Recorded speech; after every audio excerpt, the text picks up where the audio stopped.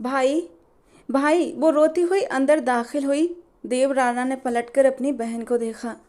वो बहन जिसकी आंखों में उसने कभी आंसू नहीं आने दिए थे, आज वो बेकाबू होकर रो रही थी। बहन की आंखों में आंसू देखकर देव राणा बेकरार हुआ था। सीधे आकर वो भाई के गले लग गई। क्या हुआ आस्था?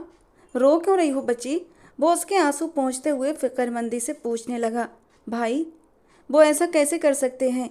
वो क्यों बेवफाई कर रहे हैं मेरे साथ? मैंने तो हमेशा उनसे वफा की, फिर वो बेवफाई क्यों कर रहे हैं? आस्था देव की तरफ आंसू भरी आंखों से देखती हुई बोली। नैतिक, क्या किया उसने? देव के माथे पर लाइनें उभर आईं। वो दूसरी शादी कर रहे हैं भाई, मुझे धोखा दे रहे हैं। आस्था फूट फूट कर रो पड़ी। देव पर तो जैसे हैरत के पहाड़ टूट पड़े। उसे यकीन नहीं आया, नैतिक राठौर जो आस्था से दिलो जान से मोहब्बत करता था, अचानक दूसरी शादी कैसे कर सकता है? उसे लगा जैसे उसके कानों ने कुछ गलत सुना है। आस्था, ये नामुमकिन है। वो तुमसे प्यार करता है तो फिर किसी और से शादी कैसे कर सकता है? जरूर तुम्हें गलत फहमी हुई है। मैं यकीन ही नहीं कर सकता। भाई, मुझे भी यकीन नहीं था। अंधा यकीन उनके ऊपर करती थी। इतने सबूत मिले लेकिन मेरा यकीन नहीं डगमगाया। पर अब नैतिक ने खुद कहा है कि वो दूसरी शादी करना चाहते हैं।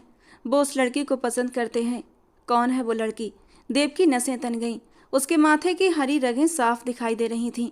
उसके गुस्से का अंदाजा हो रहा था। उसके पर्सनल सेक्रेटरी सुहाना मेहरा। आस्था के मुंह से सुहाना का नाम सुनते ही देव के दिल को जैसे किसी ने चीर दिया। क्या ये वही सुहाना है?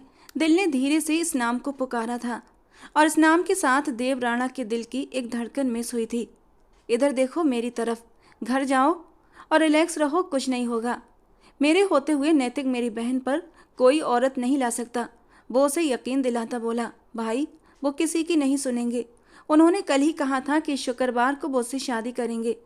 भाई, मेरी बच्ची का क्या कसूर? वो तो अभी इतनी छोटी है, उसे तो बाप का लाड भी नहीं मिला और अब बाप भी छीन रहा है। आस्था की बातों ने देव के दिल को बुरी तरह जख्मी कर दिया। आस्था मेरी जान, मेरे बच्चे, भाई के रोते हुए क्यों फिक्र कर रही हो? मैं हूं ना, सब ठीक कर दूंगा। वो उसके आंसू पोंछते हुए उसे तसल्ली देता ड्राइवर के साथ घर भिजवा चुका था, जबकि अब खुद गहरी सोच में था। अपने मोबाइल पर अपने खास आदमी को कॉल लगाई। सुहाना मेहरा नाम की एक लड़की है, नैतिक राठौर की पर्सनल सेक्रेटरी।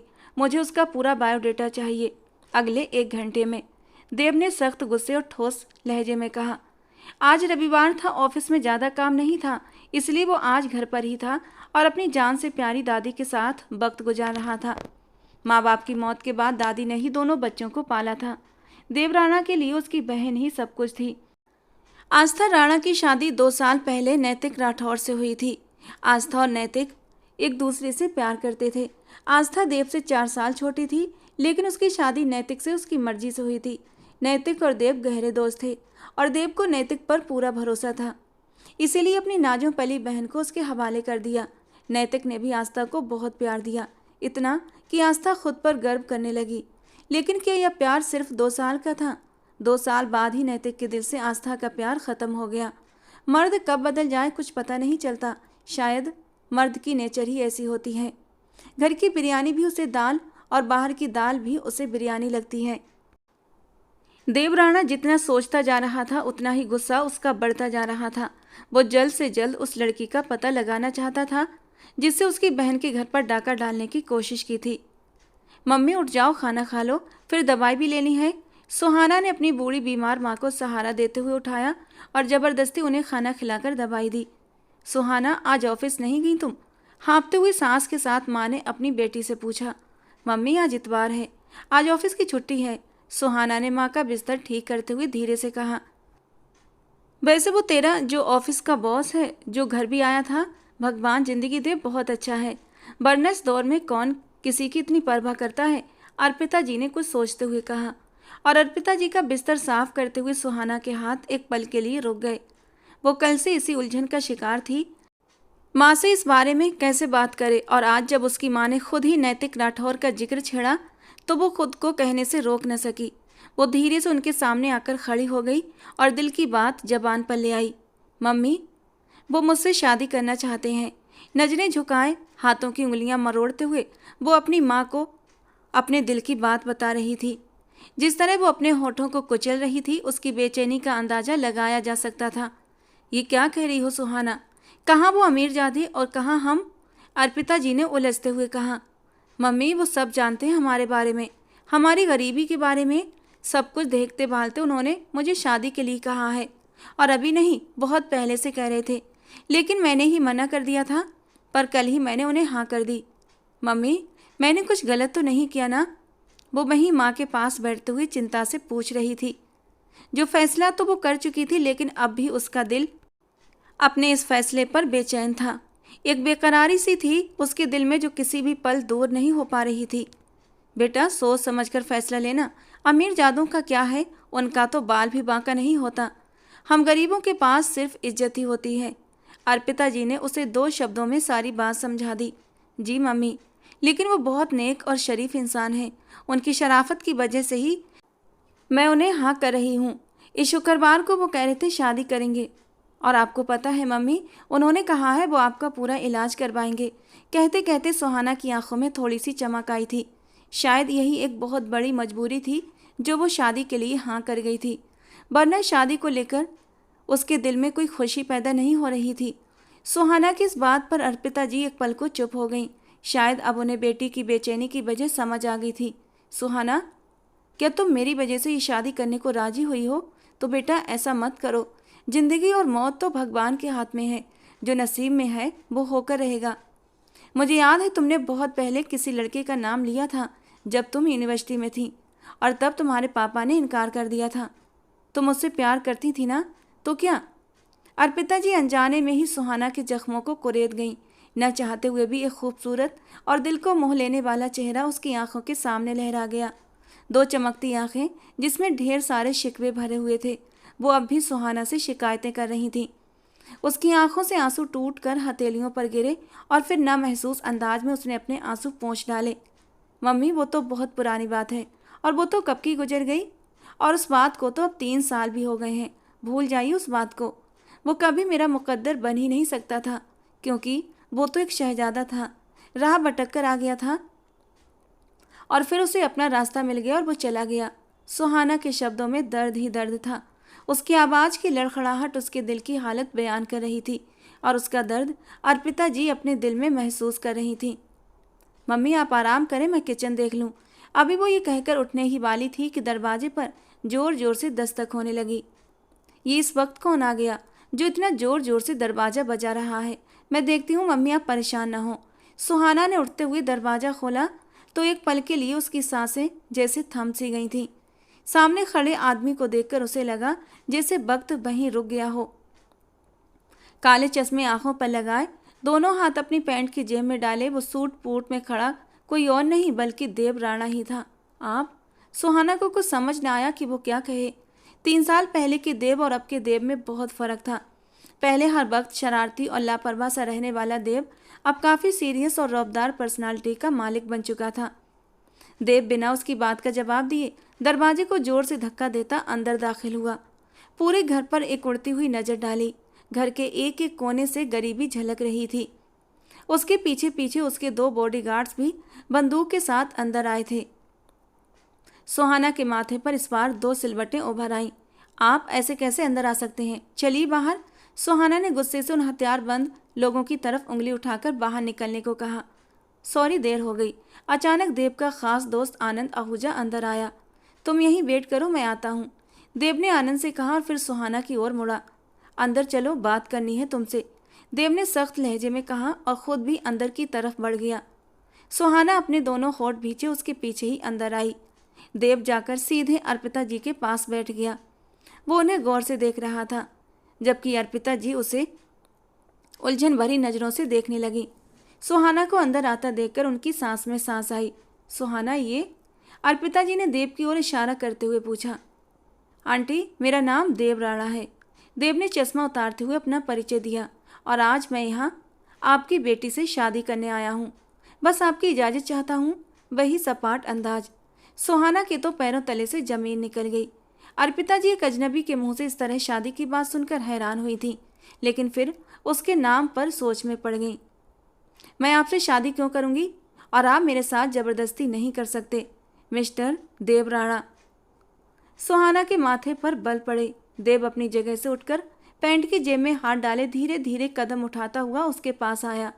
उसकी आंखों की लाल नसों को देखते ही वो सहम गई और 2 कदम पीछे हटी। यही एक चीज थी जो 3 सालों में बिल्कुल नहीं बदली थी, उसके देखने का अंदाज।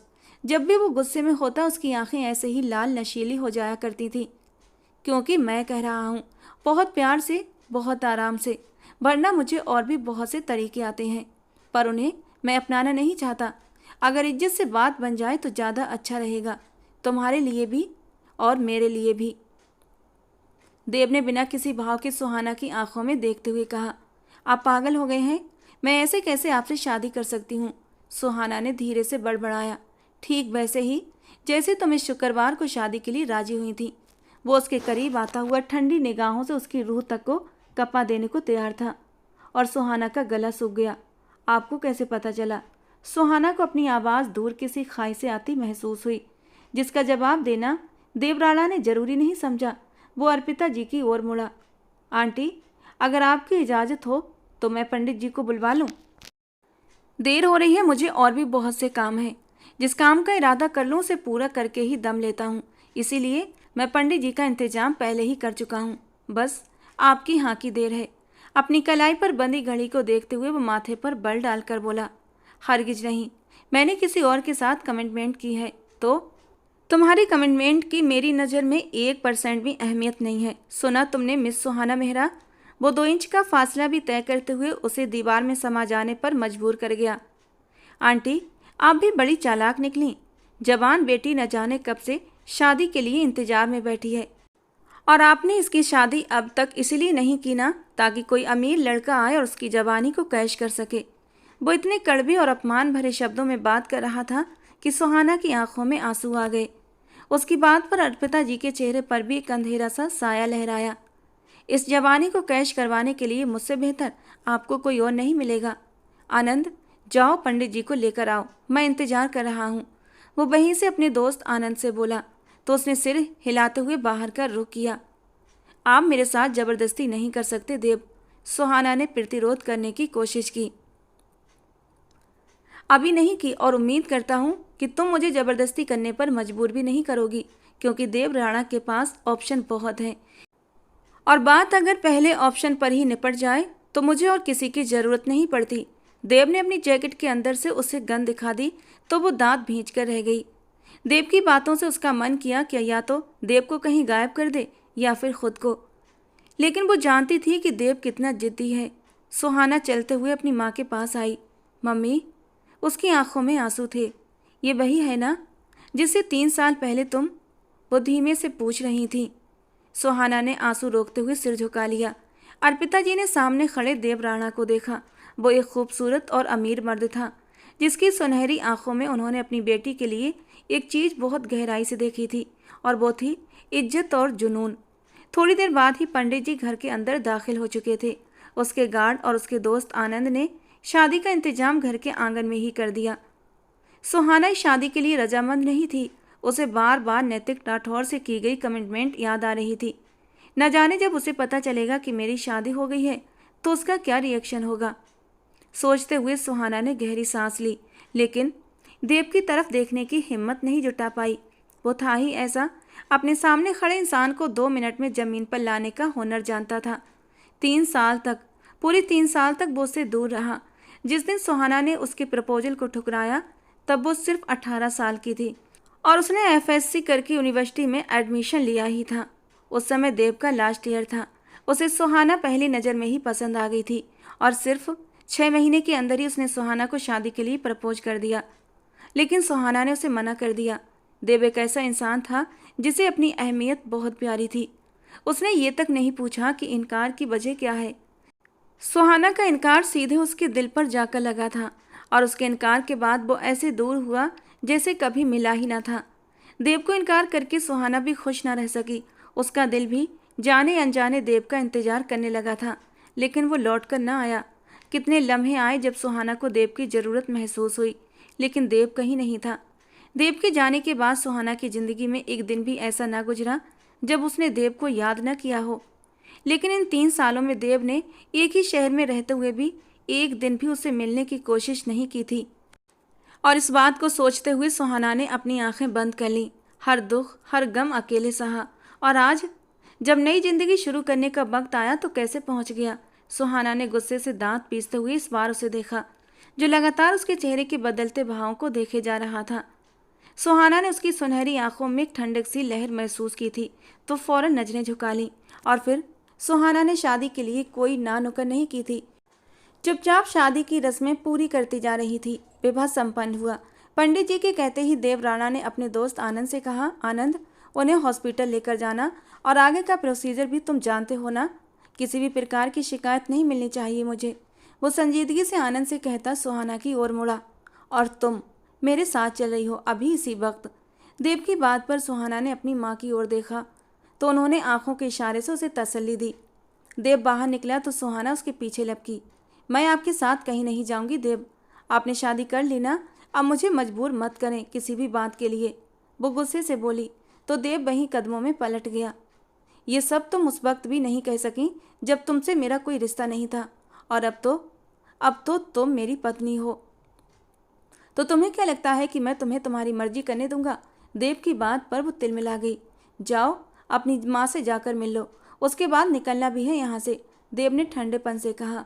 घमंड और अकड़ तो शुरू से ही उसमें कूट कूट कर भरा था, और अब इन 3 सालों में और भी बढ़ गया था। सुहाना अपनी माँ की तरफ वापस कमरे में भागी, जहाँ आनंद उन्हें सहारा देते हुए उठा रहा था। आप कहाँ ले जा रहे हैं मेरी मम्मी को, वो एकदम से घबरा गई। डोंट वरी भाभी, इन्हें अस्पताल अच्छे इलाज के लिए लेकर जा रहे हैं, आप एकदम निश्चिंत होकर जाएं। ये कैंसर पेशेंट हैं और इनका इलाज जल्द से जल्द होना बहुत ज़रूरी है। सुहाना की आंखों से आंसू बह निकले। सुहाना की आंखों में आंसू देखकर आनंद एक पल के लिए चुप सा हो गया। एक नज़र उस बूढ़ी औरत पर डाली, जो इतनी बूढ़ी तो नहीं थी, लेकिन बीमारी ने उन्हें वक्त से पहले बूढ़ा कर दिया था। इनकी मेडिकल फाइल दे दीजिए, आनंद ने अब की बार नरम लहजे में कहा। सुहाना ने सब कुछ लाकर आनंद को दे दिया। प्लीज़ इनका ख्याल रखिएगा, मैं भी साथ। सुहाना के अंदाज में बेचैनी थी। नहीं भाभी, आप साथ नहीं जा सकती, प्लीज़ आप वैसा ही करें जैसा देव कह रहा है, बाकी आप इनकी फिक्र मत करें, सब कुछ ठीक हो जाएगा। आनंद की बात पर सुहाना ने आंसू पोंछते हुए माँ को गले से लगाया। अपना ख्याल रखना सुहाना, पता नहीं क्यों दिल ये कह रहा है कि वो बुरा इंसान नहीं है। अर्पिता जी की बात पर सुहाना ने होंठ भींचे। वो उन्हें कैसे बताती कि बंदूक की नोक पर उस बेरहम इंसान ने उसे शादी के लिए रजामंद किया है। आनंद उसकी माँ को लेकर जा चुका था। वो वहीं बैठी आंसू बहाती रह गई। देव राणा एक तूफान था, जो तूफान की तरह जिंदगियों में दाखिल होता था और सब कुछ आंधी की तरह बहा कर ले जाता। सुहाना बाहर आओ, देव की आवाज़ पर अपनी सोचों में गुम सुहाना हड़बड़ाकर उठी, लेकिन बाहर फिर भी न निकली। मजबूरन देव को अंदर आना पड़ा। तुम्हें आवाज़ दी है, सुनाई नहीं दी। मुझे नहीं जाना आपके साथ कहीं भी, सुहाना ने मजबूत लहजे में कहा, जबकि आवाज़ की लड़खड़ाहट पर काबू न पा सकी। तुम्हारी इतनी हिम्मत नहीं कि तुम मुझे इनकार कर सको, देव राणा ने दांत पीसते हुए उसके करीब आते हुए कहा। हाँ, कर सकती हूँ। आप मम्मी के सामने बहुत शरीफ बन रहे थे ना, लेकिन आपके शब्दों ने आपकी शराफत का पर्दा फाश कर दिया था देव। आपको शर्म आनी चाहिए कि एक माँ से इस कदर सख्त अंदाज में। ओहो, मेरे शब्दों ने तुम्हें तकलीफ पहुँचाई, और जो तुम करने जा रही थी वो किस खाते में आता है, देव ने गुस्सा दबाते हुए कहा। मैं कुछ भी करूं, आप कौन होते हैं मुझसे सवाल जवाब करने वाले। मेरी ज़िंदगी है और मैं अपनी ज़िंदगी के फैसले लेने के हक रखती हूँ। सुहाना की बात पर वो अपनी मुट्ठियाँ सख्ती से भींच गया। मेरे पास फ़िलहाल इतना वक्त नहीं कि तुमसे बहस करूँ, चलो मेरे साथ। वो उसकी कलाई को सख्ती से थामे कमरे की दहलीज से बाहर निकलने लगा। सुहाना उसकी सख्त गिरफ्त पर सिसक कर रह गई। उसे लिए वो गाड़ी की ओर बढ़ता जा रहा था। उस घर को एक नज़र देखता वहाँ से निकल गया। अब सब कुछ ही बदलने वाला था। नैतिक राठौर लगातार सुहाना के नंबर पर कॉल कर रहा था, लेकिन नंबर लगातार बंद आ रहा था। आज ऑफिस से छुट्टी थी, लेकिन शाम को उसका प्लान था कि वो सुहाना के साथ एक 5 स्टार होटल में डिनर करेगा, पर वो नहीं आई। अब जब वो घर पहुंचा तो उसका मूड काफ़ी ख़राब था। सुहाना कॉल भी पिक नहीं कर रही थी, और नैतिक को उसकी इस कदर लापरवाही पर गुस्सा भी आ रहा था। और उसी पल नन्ही दीपा के रोने की आवाज़ आई तो नैतिक के चेहरे पर गुस्से के भाव उभरे। ये क्यों रो रही है? आस्था, चुप कराओ इसे, वो जोर से चिल्लाया, जिस पर अंदर कमरे में मौजूद आस्था उसकी कड़कदार आवाज़ पर सहम गई। दीपा काफ़ी वक्त से रो रही थी, शायद उसके पेट में दर्द था। वो दूध भी नहीं पी रही थी। आस्था पहले ही उसकी वजह से परेशान थी, अब नैतिक के गुस्सा करने पर और भी परेशान हो गई थी। दीपा को सीने से लगाया तो वो और भी जोर से रोई। गुस्से में नैतिक अंदर आया। कैसी माँ हो तुम, एक बच्ची को चुप नहीं करवा सकती, वो गुस्से से दहाड़ा। सुहाना के ना आने का सारा गुस्सा अब वो आस्था पर उतार रहा था। मुझे नहीं पता क्यों रो रही है, आस्था ने भी रोते हुए जवाब दिया। ये क्या बात हुई, माँ बनने का तो बहुत शौक था तुम्हें, अगर संभाली नहीं जाती औलाद तो पैदा क्यों की। नैतिक की सख्त बातों पर आस्था ने हैरानी से उसे देखा। उसे यकीन आया कि ये वही नैतिक है जिसे औलाद में बेटियां सबसे प्यारी लगती थीं, और आज अपनी बेटी के लिए वो कितना सख्त हो रहा था। आस्था ने दिल पर पत्थर रखकर रुख फेर लिया और फिर से दीपा को सीने से लगाए चुप करवाने लगी, लेकिन वो भी बिल्कुल चुप नहीं हो रही थी।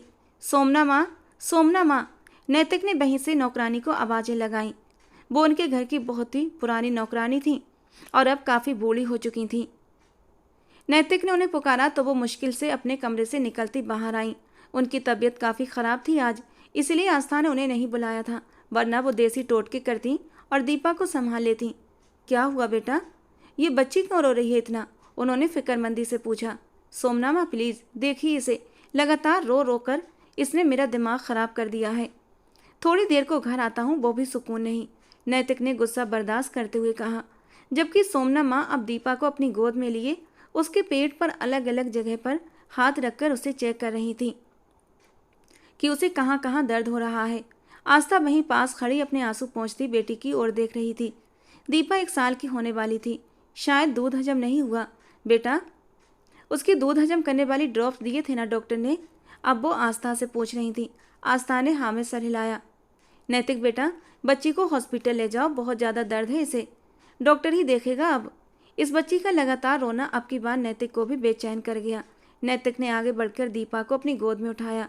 दीपा बाप की गोद में आते ही उसके सीने से जा लगी। बेख्तियार नैतिक उसकी पीठ सहलाने लगा।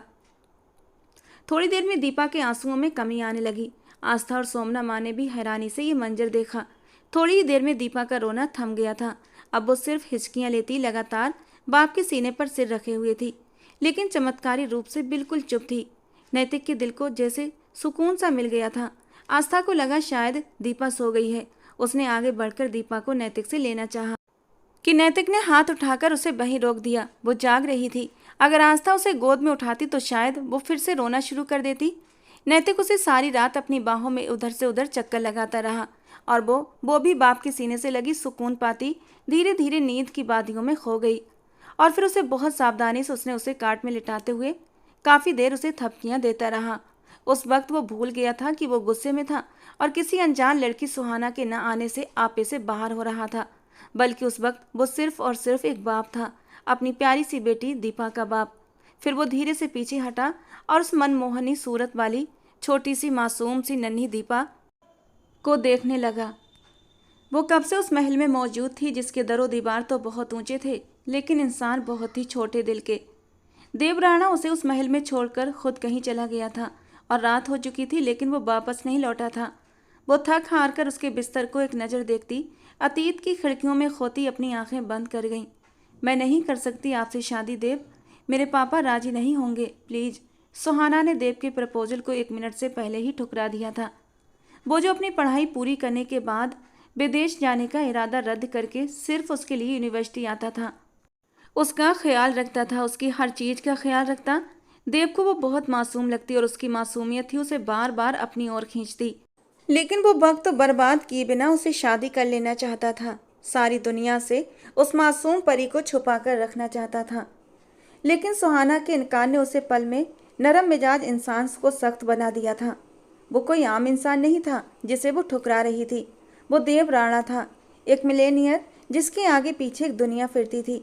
वो जिस चीज़ को चाहता पलक झपकते ही हासिल कर लेता, लेकिन सुहाना को वो उसकी पूरी रजामंदी से अपनाना चाहता था।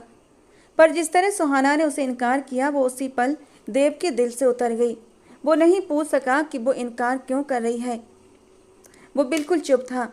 सुहाना को लगा था वो लड़ेगा, चिल्लाएगा, गुस्सा करेगा, जोर जबरदस्ती करेगा, लेकिन ऐसा कुछ भी न हुआ। वो चला गया इतनी खामोशी से कि वापस लौट कर न आया, कभी खबर न ली। वो हिंदुस्तान छोड़कर ही चला गया और सुहाना अकेली रह गई। सोचते हुए सुहाना ने एक सिसकी ली। वो कितना जालिम था, ये अंदाजा तो उसे 3 साल पहले ही हो चुका था। जब उस वक्त वो न रुका, न पलटा और ना ही पूछा। आज अगर 3 साल बाद वो वापस लौटा था तो जरूर उसके पीछे कोई तो वजह होगी। और आते ही शादी भी कर ली। सुहाना का दिल जोरों से धड़का। ये मुझसे बदला? सुहाना सर पकड़ कर बैठ गई। कुछ भी तो समझ नहीं आ रहा था। कोई गुत्थी सुलझ ही नहीं रही थी जब तक खुद देव सुलझा न देता। रात के 12 बज रहे थे। घड़ी की टिक टिक सुनते वो लगातार पेपर वेट से खेल रहा था। पूरा ऑफिस खाली हो चुका था, लेकिन वो अकेला बैठा किसी गहरी सोच में था।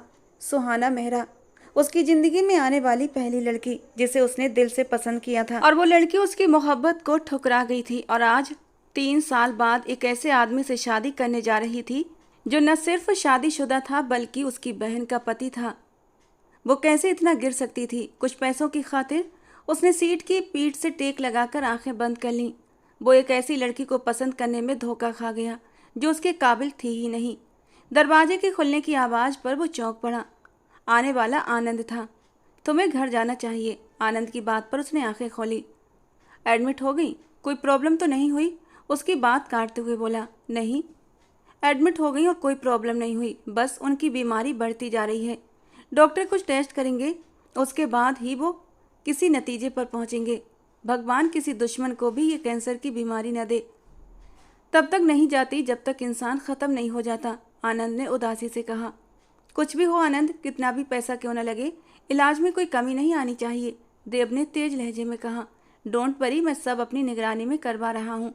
तुम्हें भी रेस्ट लेना चाहिए। आनंद ने फिर वही शब्द कहे। जा रहा हूँ। वो अपनी जगह से उठते हुए चेयर से अपना कोट उठाता मोबाइल उठाने लगा। गाड़ी की चाबियां उठाते हुए वो आनंद की ओर मुड़ा। चलो, तुम भी साथ चलो। हाँ बस, मैं भी निकल रहा हूँ, सिर्फ तुम्हारे लिए ही आया था, वरना मीरा के इतने कॉल्स आ चुके हैं। मीरा का नाम लेते हुए आनंद के लहजे में मोहब्बत ही मोहब्बत थी। देव बस मुस्कुरा सका। मीरा से आनंद की शादी 4 महीने पहले हुई थी। अरेंज मैरिज थी, लेकिन इन 4 महीनों में दोनों में इतनी गहरी मोहब्बत पैदा हो गई थी कि दोनों एक दूसरे के बिना रह ही नहीं सकते थे। देव ने जैसे ही घर में कदम रखा, सन्नाटे ने उसका स्वागत किया। वो ऑफिस में बैठा काफी देर आस्था की कॉल का इंतजार करता रहा था, लेकिन उसने कोई संपर्क नहीं किया। बिल्कुल चुप थी वो, और देव को खुद उसे डिस्टर्ब करना अच्छा नहीं लगा। अभी भी वो अपने रूम में आया कि सुहाना सोफे पर घुटनों में सिर दिए सो रही थी। उसकी नज़र बिस्तर पर गई जहां एक भी सिलवट नहीं थी, मतलब वो बिस्तर पर गई नहीं। देव ने होंठ भींचे और अपना कोट एक तरफ सोफे पर फेंका, लेकिन वो मजे से ठंड में सुकड़ी सिमटी सोई थी। देव उसे ऐसे सोते देख थोड़ा हैरान हुआ, लेकिन अगले पल उसने उसे उठाया और अपने सामने खड़ा कर दिया। वो गहरी नींद में थी। उसके उठने पर लड़खड़ाती नींद में झूलती जमीन पर गिरने लगी कि देव ने उसकी कलाई को मजबूती से पकड़ लिया और वापस सीधा करके खड़ा किया तो उसकी आंखें धीरे से खुलीं। अपने सामने देव को देख एक पल के लिए वो बिल्कुल गुमसुम हो गई, लेकिन अगले पल उसका दिमाग जाग गया। वो अपने सामने उस गुस्सैल इंसान को देखती बुरी तरह घबराई। अपनी कलाई छुड़ाने की पूरी कोशिश की, लेकिन देव की पकड़ और भी सख्त होती चली गई। क्यों क्यों किया तुमने ऐसा? क्यों कि मेरे साथ बेवफाई? वो उससे सवाल कर रहा था, जिसका जवाब सुहाना के पास नहीं था। मेरी कलाई छोड़िए देव, मुझे दर्द हो रहा है, वो दर्द से बिलबिलाती बोली। मुझे भी दर्द हुआ था जब तुमने 3 साल पहले मुझे ठुकरा दिया था। एक झटके से उसकी कलाई छोड़ता वो उसे सोफे पर धक्का दे गया। आप खुद छोड़कर गए थे देव, वो धीमे से बोलते हुए अपनी सफाई दे रही थी। तुमने, वो सोफे के आसपास हाथ रखकर उस पर झुका, तुमने मुझे रिजेक्ट किया था देव राणा को, जो कोई रास्ते से चलता आम इंसान नहीं बल्कि एक ब्रांड है, एक मिलेनियर जो दुनिया को रिजेक्ट करता है। उसे तुमने 1 मिनट में बिना सोचे समझे रिजेक्ट कर दिया। क्यों? वो गुस्से से बल खाता 3 साल पहले किए गए प्यार के सवाल का जवाब आज मांग रहा था। प्लीज़ देव, पीछे हटिए, आप मुझे ऐसे टीज नहीं कर सकते। वो उसके फौलादी कटावदार सीने को दोनों हाथों से पुश करती रुंधे अंदाज में बोली। तुम सोच भी नहीं सकती इस शादी के बाद अब मैं आगे क्या करने वाला हूँ। शादीशुदा मर्दों के सामने खुद को प्लेट में सजाकर पेश कर रही थी ना तुम, अपनी इस जवानी को कैश करना चाहती थी ना। चलो अब मैं पूरी करता हूँ तुम्हारी ये ख्वाहिश। देव, वो बेयकीनी और गुस्से से उसका हाथ झटक गई, जिस पर देव को और भी गुस्सा आया और खींचकर उसे अपनी बाहों में थामे अपने बहुत करीब किया। 1 करोड़ शादी के नाम पर तुम्हारे अकाउंट में दिए हैं, और 1 करोड़ कोई छोटी रकम नहीं होती। मुझे नहीं चाहिए आपके पैसे, मुझे अपनी मम्मी के पास जाना है, सुहाना बच्चों की तरह रोते हुए बोली। लेकिन इस शुक्रवार को तो तुम अपनी मम्मी को वैसे ही छोड़कर जा रही थी ना, किसी से शादी करके। वो ठंडे लहजे में गरजते हुए बोला। मुझे छोड़िए, आप मुझे हर्ट नहीं कर सकते, वो दर्द से चिल्लाई, क्योंकि देव ने उसके जबड़ों के मजबूती से दबोच रखा था। देव को किस बात का गुस्सा था ये उसे अभी तक समझ नहीं आ रहा था। 3 साल पहले सुहाना ने उसे रिजेक्ट कर दिया था। क्या इस बात का बदला लेना चाहता था? देव ने सुहाना को बिस्तर पर जोर से पटक दिया, जबकि खुद अपनी टाई की नॉट खोलते हुए उसे ढीला करते गहरी और गुस्सीली नजरों से सुहाना को देखा। सुहाना ने डरते हुए देव को देखा। उसे आज देव के इरादे नेक नहीं लगे। प्लीज देव, मेरे साथ ऐसा कुछ मत कीजिएगा कि मैं अपनी नजरों में गिर जाऊं। अच्छा, तो तुम्हारा ईमान अभी तक जिंदा है? देव की बात पर वो पीछे की ओर सरकती हुई। आप क्यों मुझसे गुस्सा है देव? मैंने क्या किया है? 3 साल पहले जो तुम्हें रिजेक्ट किया, क्या उसका बदला लेने के लिए आपने मुझसे शादी की? सुहाना ने रोते हुए पूछा। Shut up, just shut up, Dev ने गुस्से में आकर कहा। अगर मुझे बदला लेना होता इस बात का तो 3 साल तक इंतजार न करता। देव राणा को कौन रोक सकता था? कोई नहीं। लेकिन मैं लौट गया, हट गया पीछे, कि महबूब का सम्मान पहला तरीका है मोहब्बत के तरीकों में। वो इतनी गहरी बात कर गया कि सुहाना उसे देखती रही। फिर आपने ये शादी जबरदस्ती क्यों की? उसे अभी तक इस शादी की वजह यही समझ आ रही थी जो उसने बोली, लेकिन देव की बात पर वो उलझन में पड़ गई। तुमसे शादी इसलिए कि ताकि मेरी बहन का घर खराब ना हो, वो दुख और दर्द से बोला। बहन का घर? सुहाना अभी भी उलझन में थी। तुम्हें शर्म नहीं आई एक शादीशुदा इंसान से शादी करने का सोचते हुए? यह भी नहीं सोचा ये घर बर्बाद होगा तुम्हारी वजह से? देव गुस्से से दहाड़ा। सुहाना ने कानों पर हाथ रख लिए। नैतिक राठौर से क्या संबंध है तुम्हारा? अब वो सीधा उससे सवाल जवाब कर रहा था। नैतिक राठौर? धीरे से इस नाम को दोहराते हुए वो उलझन का शिकार थी। ज्यादा नाटक करने की जरूरत नहीं। तुम नैतिक राठौर से इसी शुक्रवार को शादी करने वाली थीं, ये जानते हुए भी कि वो शादीशुदा है, एक बच्ची का बाप है। फिर कैसे मान गई तुम? इस हद तक कैसे गिर सकती हो तुम? देव की बात पूरी होते ही सुहाना ने हैरानी से उसे देखा। सर, नैतिक शादीशुदा है? उसे यकीन न आया। एक बेटी का बाप भी है। वो देव की बात पर गहरी सोच में डूब गई। ऐसा नामुमकिन है, इतना बड़ा धोखा। देव, मेरा यकीन करो, मुझे वो ये सब सहन नहीं कर पा रही थी। धोखेबाज को धोखा ही मिलता है सुहाना मेहरा। देव प्लीज मेरी बात सुनो, ये सब अनजाने में हुआ, मुझे नहीं पता था। आप मुझसे जो चाहे कसम ले ले, मैं उसकी बात अभी अधूरी थी। देव ने उसे बिस्तर पर वापस धकेल दिया और उसके चारों ओर हाथ रखकर उसे घेर लिया। वो झट से उठने वाली थी कि देव उसके ऊपर झुक गया और उसके भागने के सारे रास्ते बंद कर दिए। प्लीज देव, मेरा यकीन। वो अपना सिर तकियों पर फेंकते हुए देव से रहम की भीख मांग रही थी। उसकी आंखों से टूटकर गिरते आंसू देव को तड़पा गए। वो बेइच्छा अपनी उंगली से उसके गीले गाल को छू गया। मेरे अलावा किसी को कैसे सोच लिया तुमने? एक बार भी मेरी याद ना आई? वो किसी ट्रांस की हालत में पूछ रहा था। आप छोड़ गए थे मुझे, वो आंसू रोकते हुए धीरे से बोली। छोड़ के भी तुम्हारी वजह से गया था। तुमने इनकार किया। जब मुझे इनकार कर दिया तो उस नैतिक को क्यों इनकार न किया? एक बार फिर वो गुस्से में आ गया। सुहाना उसे फिर से गुस्से में देखकर रोने लगी। सुहाना, ये आंसू बहाना बंद करो, वरना सच में आंसू बहाने की वजह दे दूंगा। उसके आंसुओं से तंग आते हुए माथे पर बल डालते हुए बोला। आप मुझे डरा रहे हैं देव, प्लीज ऐसा कुछ मत करें। वो गहरी सांसें भरते हुए बोली। उसे ध्यान से देखते हुए देव जबड़े भींचकर पीछे बिस्तर पर गिर गया। अपना सिर तकिए पर रखे वो अपनी आंखें बंद कर गया। कितनी ही देर तक वो ऐसे ही बैठी रही और उसे देखती रही। खूंखार जख्मी शेर सो रहा था या सोने की एक्टिंग कर रहा था, सुहाना समझ न पाई। 1 मिनट से पहले तुम्हारी आंखें बंद हो और तुम सोती नजर आओ, वरना मुझसे बुरा कोई ना होगा। देव ने बिना आंखें खोले उसे सख्त चेतावनी देते हुए कहा, तो वो झट से अपनी आंखें बंद कर गई।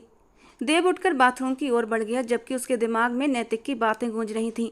शादी करोगी मुझसे? तुम्हारी सादगी ने अट्रैक्ट किया है मुझे खुशी है कि तुम्हारी जिंदगी में आने वाला पहला आदमी मैं हूँ। अब से तुम्हारी हर परेशानी मेरी है। तुम बस खुद को मेरे लिए तैयार करो और सारी फिक्रों से आज़ाद हो जाओ। सुहाना की आंखों से आंसू बह निकले। वो कैसे उसकी बातों में आ गई। वो एक शादीशुदा आदमी था और सुहाना को अफसोस हो रहा था कि वो उस इंसान को पहचान क्यों ना पाई। जिंदगी के सफ़र में इस जालिम आदमी के समाज में बिना किसी जायज रिश्ते के वो अब और नहीं जी पा रही थी। उसके पड़ोस में एक घर था।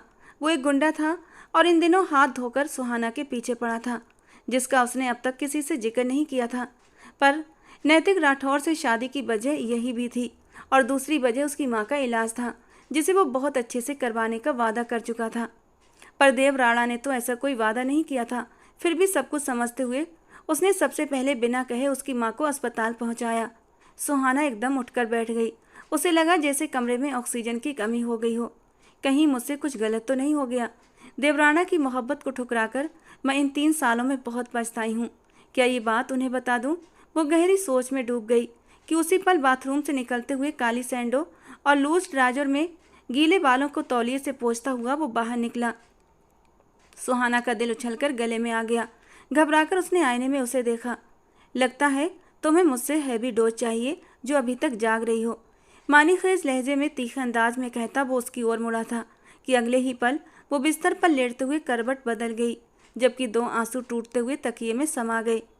देवराणा कमरे में नहीं रुका। अपनी सिगरेट और लाइटर लेते हुए वो कमरे से बाहर निकल गया। सुहाना ने सख्ती से आंखें मीचते हुए खुद को हिम्मत दी। सुबह का सूरज राठौर हाउस में खुशियां लाया था।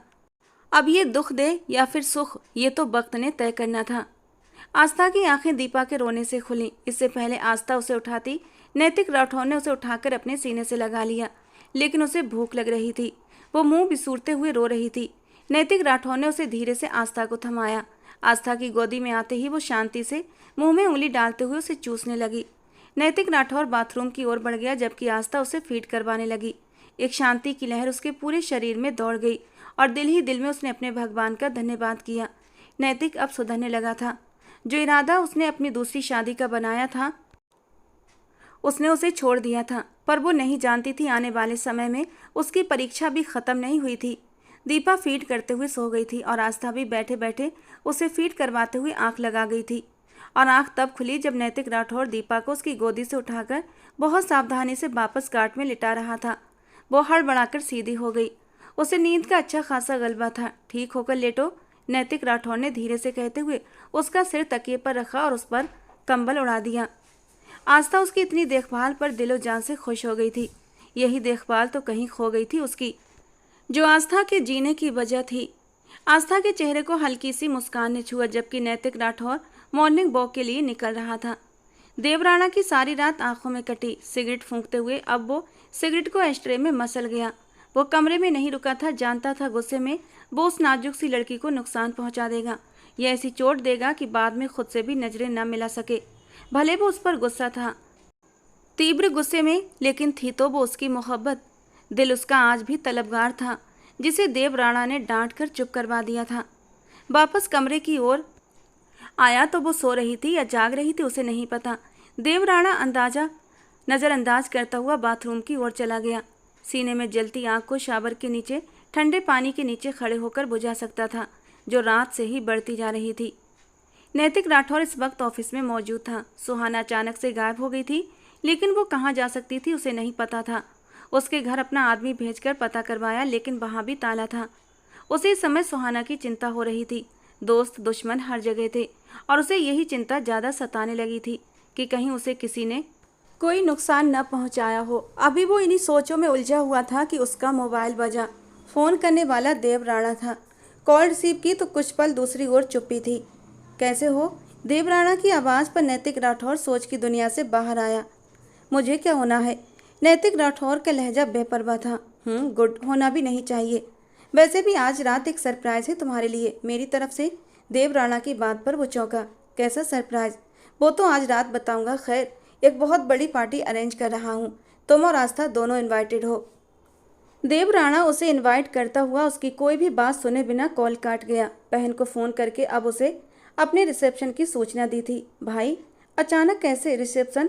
मतलब आपने शादी कब की? वो सख्त हैरान हुई। कल ही, और आज रात रिसेप्शन, देव राणा ने उसे बताया। लेकिन भाई, कौन है वो लड़की? आपने कुछ भी नहीं बताया। आ जाओगी तो खुद मिल लेना। नैतिक राठौर को सिर्फ पार्टी का बताया है, रिसेप्शन का नहीं। वो उसे और भी समझाता हुआ कॉल काट गया।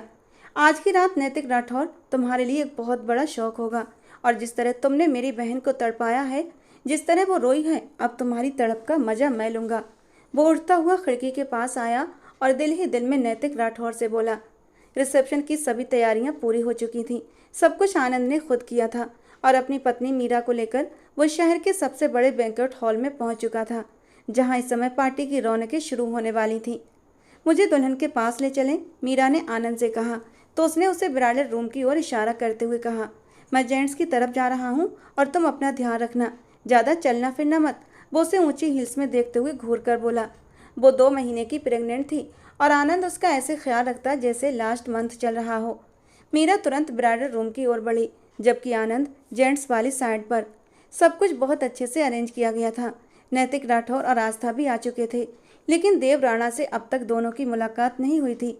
नैतिक राठौर आस्था के पास खड़ा दीपा को उसकी गोदी से ले रहा था, जो बार बार उसके पास आने को मचल रही थी। तभी लाइट्स ऑन हो गई और एक स्पॉट लाइट्स देव राणा उसके साथ खड़ी लड़की पर जा ठहरी। नैतिक राठौर की नज़र उठी तो पलटने का भी न सोच पाया। वो कोई और नहीं, सुहाना थी।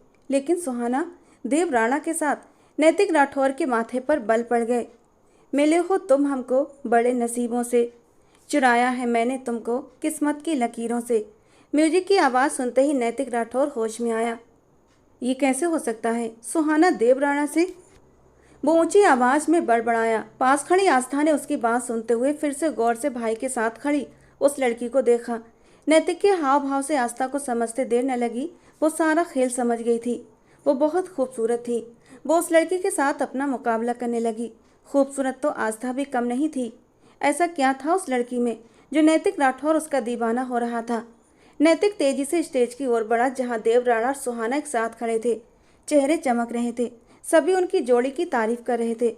कॉन्ग्रेचुलेशंस भाई, आपने तो अचानक से सरप्राइज ही कर दिया। इससे पहले नैतिक कुछ कहता, आस्था ने आगे बढ़कर देव राणा को बधाई दी। नैतिक के कदम थम गए। अपने सामने नैतिक राठौर को देखते हुए एक पल को सुहाना के चेहरे का रंग फीका हुआ। चेहरे पर जो झूठी मुस्कान थी पल भर में गायब हो गई। नैतिक राठौर ने गहरी नजरों से उसे घूरते हुए देखा। क्या बात है नैतिक राठौर, तुम बधाई नहीं दोगे? देव राणा ने उसकी नज़रों का फोकस सुहाना की ओर देखते हुए सख्त लहजे में पूछा।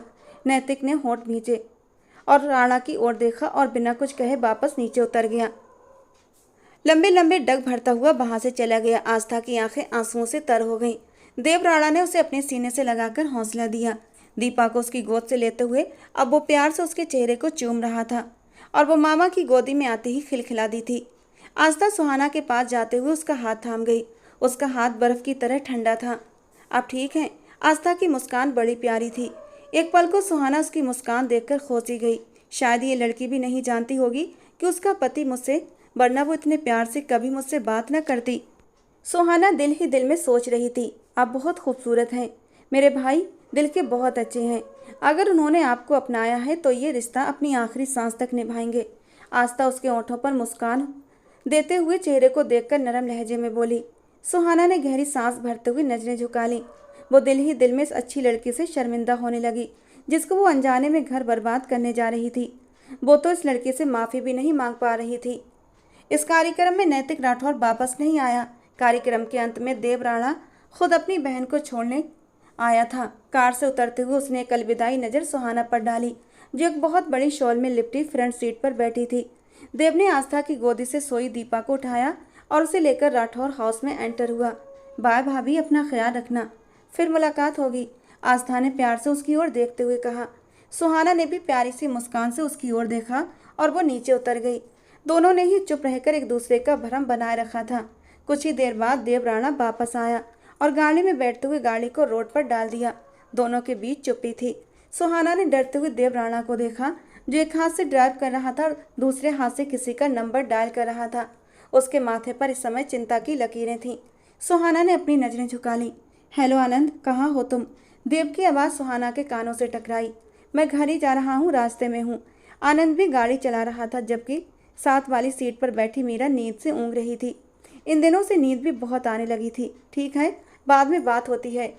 देव समझ गया था वो अपनी पत्नी के साथ है, इसलिए और बात नहीं की और कॉल काट दी। अब वो किसी और का नंबर डायल करने लगा कि अचानक उसके हाथ से स्टीयरिंग छूट गया और गाड़ी असंतुलित हो गई। देव, सुहाना ने चिल्लाते हुए देव की बाह पकड़ ली। देव ने मोबाइल छोड़ा, स्टीयरिंग को मजबूती से पकड़ा और गाड़ी को जोर से ब्रेक लगा दी। गाड़ी एक झटके से रुक गई। देव की बाह पकड़े होने के बावजूद उसका सिर डैशबोर्ड से जा टकराया। एक पल के लिए सुहाना को लगा पूरी दुनिया घूम गई। उसने अपना माथा पकड़ लिया और अपनी आंखें कसकर बंद कर लीं। देव ने बिना उसकी ओर देखे गाड़ी को रिवर्स किया था। सामने एक गहरी खाई थी। अगर थोड़ी सी भी देर हो जाती ब्रेक लगाने में तो वो दोनों गाड़ी समेत खाई में गिर जाते। उसने बहुत आराम से गाड़ी को रिवर्स करते हुए रोड पर डाला। उस समय उसका दिमाग बुरी तरह भ्रमित था, क्योंकि नैतिक राठौर घर नहीं पहुंचा था और वो उसका पता लगाने की कोशिश में पागल हो रहा था। आस्था की आंखों के आंसू उसे बेचैन कर रहे थे। वो नैतिक राठौर को कहाँ ढूंढे। वो मोबाइल वापस नीचे से उठाकर अपने खास आदमी को कॉल करने लगा, जिसने जल्दी ही नैतिक का पता निकाल लेना था। लेकिन उससे पहले ही आस्था का मैसेज आ गया कि नैतिक घर आ गया है। देव राणा ने राहत की गहरी सांस ली। जो भी था वो उसका दोस्त था, जिगरी दोस्त, उसकी बहन का पति और एक बेटी का पिता भी था। उसकी चिंता होना एक स्वाभाविक बात थी। अब वो शांति से गाड़ी को घर की ओर मोड़ गया। सुहाना की आंखों में आंसू चमक रहे थे, लेकिन वो बिल्कुल चुप रही।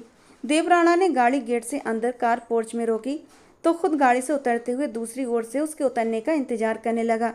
लेकिन जब दरवाज़ा नहीं खुला तो खुद दूसरी ओर जाकर गुस्से से दरवाज़ा खोला और झटके से सुहाना को नीचे उतार दिया। वो लहराकर उसके कंधे से जा लगी। इतनी वीआईपी नहीं हो तुम कि देव राणा तुम्हारे लिए दरवाज़ा खोलकर तुम्हें बाहर निकालता, अपनी पलकों पर बिठाए। वो उसे घूंघट किए देखता गुस्से से दबा दबा चिल्लाया। उसकी कलाई को दबोचे वो अंदर दाखिल हुआ। नैतिक राठौर का कनखियों से उसे देखना, ये बात देव राणा के तन बदन में आग लगाने को काफ़ी थी। कमरे में ले जाते हुए उसे सोफे पर पटका। वो मुंह के बल सोफे पर जा गिरी।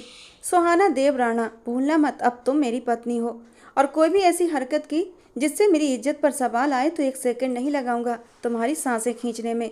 बिना उसे संभलने का मौका दिया वो उसे घुड़कता लंबे लंबे डग भरता ड्रेसिंग रूम में बंद हो गया। सुहाना ने अपनी शॉल उतारते हुए एक तरफ रखी। उसके माथे पर एक लाल निशान था जिस पर उसे अब भी दर्द हो रहा था। वो आंखों में आंसू लिए आईने के सामने खड़ी थी। माथे की एक तरफ सूजन और लाल निशान देखती वो उसे दबाने लगी, लेकिन सिसकी तेज हो गई।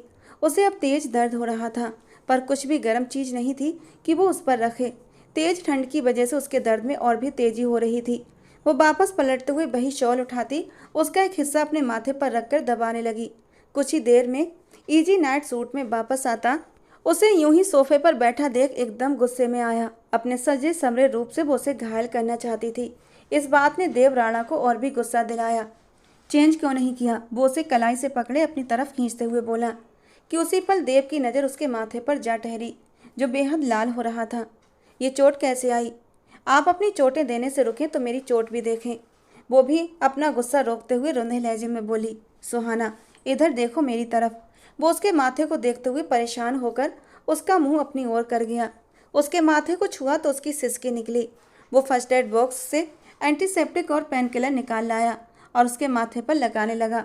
न चाहते हुए भी सुहाना की आंखों से आंसू बह निकले। मुझे पहले बता देती चोट का, देव राणा ने धीमे लहजे में कहा। मुझे अब तकलीफ़ों की आदत डाल देनी चाहिए ना देव राणा, क्योंकि आप मुझे लाए ही इसलिए हैं, सुहाना ने हिचकी लेते हुए कहा। सुहाना, ऐसी बात होती तो रात को ही तुम पर जुल्म और सितम के पहाड़ तोड़ देता, बल्कि तुमसे शादी ही न करता। उसकी बात पे सुहाना ने उसे दुखी निगाह से देखा। जब मेरी बहन ने मुझे बताया कि उसका पति किसी की जुल्फों का दीवाना हो गया है तो जी चाहा उस लड़की की जान ले लूं, लेकिन फिर सोचा उसे कैद खाने में डाल दूं ताकि नैतिक को वो मिल ही न सके। लेकिन जब ये पता चला वो लड़की सुहाना है तो दिल ने दुआ की थी कि वो सुहाना तुम ना हो, पर कुछ दुआएं कबूल नहीं होती। वो तुम ही थी, पर नहीं कर सका कुछ भी बुरा तुम्हारे साथ।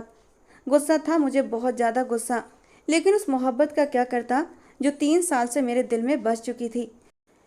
न जाने क्यों दिल को यकीन था कि तुमने आज भी खुद को मेरे लिए संभाल कर रखा होगा, और तुम मिली भी तो किस रूप में। और फिर तुम चाहती हो कि मैं गुस्सा भी ना करूं, तुम्हें कुछ कहूं भी ना। वो उसके पास आया, माथे पर बल डालते हुए बोला, आप मुझसे आज भी मोहब्बत? वो हैरानी से पूछ रही थी। ये मेरी बदकिस्मती है कि ये दिल मेरी नहीं सुनता, तुम्हारी ही चाहत करता है। तुम्हें अपना बनाने के बाद भी तुम्हारे ऊपर किसी तरह का, काश तुम समझ पाती।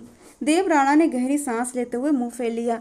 सुहाना ने अपने आंसू पोंछे। देव, क्या आप सब कुछ भूलकर मुझे माफ़ नहीं कर सकते? हम अपनी ज़िंदगी एक नए सिरे से, ये कैसे भूल जाऊं कि तुम नैतिक राठौर से शादी कर रही थी। इस बात को चाह कर भी मैं अपने दिमाग से, अपने दिल से निकाल नहीं पा रहा। सुहाना, तुमने बेवफाई की है। मैं बेवफा नहीं देव, मैं बेवफा नहीं, न कल थी न आज हूँ। इस दिल में कल भी आप थे, आज भी आप हैं। वो उसके पास जाकर उसके दोनों हाथ थामते हुए बोली, मैंने आपके अलावा किसी को नहीं चाहा, और आप ही तो चले गए थे मुझे छोड़कर। तो और क्या करता, तुमने ही कहा था जाने को। देव ने होंठ मींचते हुए कहा। आप इंतजार में थे कि मैं इनकार कर दूं, और फिर पलटकर खबर भी न ली कि मैं किस हाल में हूँ। एक अहम ही तो था मेरे पास, मैं कैसे पूछता। देव ने उसके आंसू पोंछते हुए धीमे लहजे में कहा। अहम क्या मोहब्बत से ज़्यादा प्यारा था। वो भी उसके थोड़ा सा पास आते हुए बोली। तो देव राणा को वो बेहद प्यारी लगी। तुम बहुत ज़्यादा प्यारी हो। वो उसके गालों पर अपना अंगूठा फेरते हुए बोला। तो सुहाना की पलकें झुक गईं। वो दीपा को फीट कराती बिस्तर पर आई थी कि नैतिक राठौर की गाड़ी का हॉर्न सुनाई दिया, और आस्था ने भगवान का धन्यवाद करते हुए देव राणा को मैसेज कर दिया था। नैतिक अंदर आया तो वो काफ़ी थका हारा सा लग रहा था। आपकी तबीयत ठीक है ना?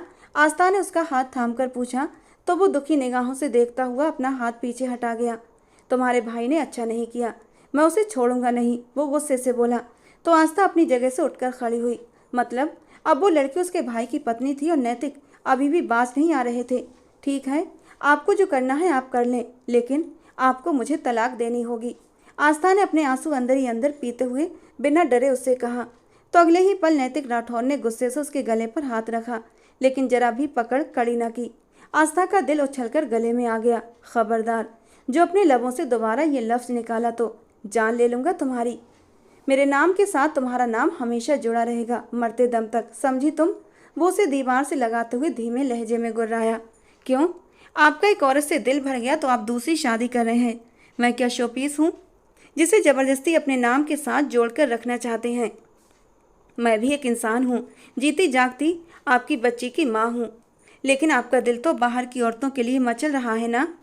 मुझ में तो अब कुछ बचा ही नहीं जो आप मेरे पास। आस्था, अपनी जबान को लगाम दो, उतना ही खोलो जितना बाद में सह सको। वो से गुर्राते हुए बोला। छोड़िए मुझे और जाइए जिसके पास जाना है। बस समझ लीजिए आस्था मर गई। वो रोते हुए उसे पीछे धकेलती उसके सीने पर दोनों हाथ मारती अपना चेहरा छुपाए बुरी तरह रो पड़ी। और आस्था की बात पर नैतिक के दिल पर एक घूंसा सा पड़ा था। आस्था जो उसकी जिंदगी थी, उसके मरने की बात सुनते ही उसका दिल तड़प उठा। उसे नहीं पता वो कैसे राह से भटक गया था, कैसे सुहाना की मासूमियत पर मर मिटा था। लेकिन आज आस्था को रोते देखकर उसकी आंखों के पड़े हर पर्दे हट चुके थे। नैतिक ने उसे अपनी बाहों में भरते हुए उसकी कमर को सहलाया। आज आस्था ने अपने होने का एहसास दिलाया तो वो दिल ही दिल में खुद से शर्मिंदा हुआ। कैसा इंसान था जो अपनी स्वर्ग जैसी दुनिया को छोड़कर अपने लिए नर्क बना रहा था। उसके माथे पर प्यार देते हुए उसने अपने सीने से लगा लिया। एक नज़र सोई हुई दीपा को देखा तो भगवान का धन्यवाद किया कि वो भटकने से बच गया। खबरदार, जो आज के बाद मरने की बात की, खुद अपने हाथों से तुम्हारी और अपनी जान एक कर दूंगा, समझी तुम? कहते कहते वो आस्था को अपने सीने में भींच गया था। एक ऐसा सुकून मिला था उसे जो उसके अंदर तक उतर गया था। नादान था वो जो इस सुकून से भाग रहा था। और आस्था की आंखों से खुशी के आंसू निकल पड़े। भगवान ने उसका घर टूटने से बचा लिया था। क्या हुआ, तुम सोई नहीं अभी तक? सुहाना को करवट बदलकर अपनी ओर देखते हुए वो धीरे से पूछने लगा। आप बहुत अच्छे हैं देव राणा, आपकी जगह कोई और होता तो शायद। मेरी जगह कोई और कैसे हो सकता था सुहाना? वो उसके करीब आता, उसके दोनों ओर हाथ रखता, उसके चेहरे पर अपनी गर्म सांसें छोड़ता। उसका दिल जोर से धड़का गया। देव। 3 साल पहले की तरह वो उसे फिर से उसी नाम से पुकार रही थी। उसकी आंखों में जलते दियों को देखते हुए देव ने धीरे से उसका दुपट्टा उतारकर एक ओर रखा। सुहाना, आई नीड यू, अब 1 मिनट भी तुमसे दूर नहीं रह सकता। वो उसके होंठों पर झुकता उसे अपनी बाहों में ले गया। सुहाना उसकी शर्ट को मुट्ठी में भींचे उसकी शिद्दत भरे स्पर्श को अपने अंदर तक महसूस कर रही थी। और सुहाना के नरम वजूद को महसूस करते ही देव बुरी तरह बेकाबू हुआ था। उसे हर पर्दे से आज़ाद करता हुआ वो उसके नरम वजूद पर अपनी मोहब्बत की निशानियां छोड़ने लगा। सुहाना कब अब देव से दूर रहना चाहती थी। वो उसकी बाहों में ऐसे टूट कर बिखरी जैसे सदियों की प्यासी हो, और देव ने अपनी मोहब्बत की बारिश में भिगोकर उसकी प्यास मिटा दी थी। इस दिल की मोहब्बत हो तुम, मेरी ज़िंदगी जीने की तमन्ना हो तुम, कभी दिल से दूर मत जाना, मेरे इश्क की आरजू हो तुम। देव राणा सब कुछ भुलाकर अपनी ज़िंदगी सुहाना के साथ जीने का फैसला कर चुका था। दोस्तों, कहानी को लेकर अपनी राय जरूर देना। पसंद आई हो तो प्लीज़ लाइक करना। रोज़ एक नई और रोमांटिक कहानी सुनने के लिए हमारे चैनल को सब्सक्राइब करना। मिलते हैं दोस्तों अगली किसी नई रोमांटिक कहानी के साथ।